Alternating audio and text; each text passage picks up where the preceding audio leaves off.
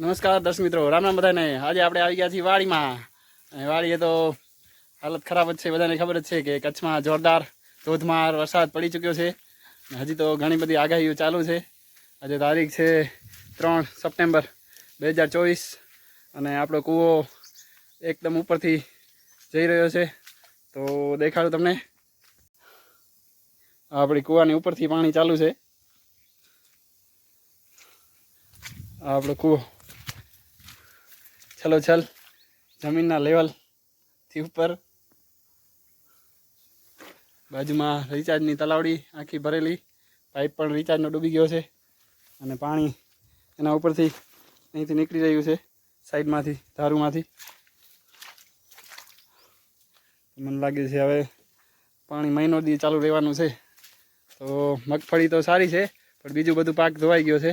મરચાં બધા ફેલ, એ 1.5 એકરના, પછી કેલાયું ફેલ, તો ઘણું બધું નુકસાન થઈ ગયું છે આપણું।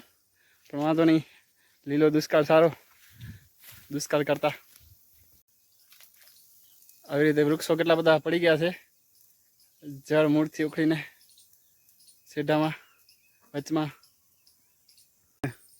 સામે કેળા દેખાય છે, લીમડા દેખાય છે, બધા પડી ગયા છે ને અંદર તો જવાતું નથી। હજી ખેતરમાં પગ ખૂંચે છે।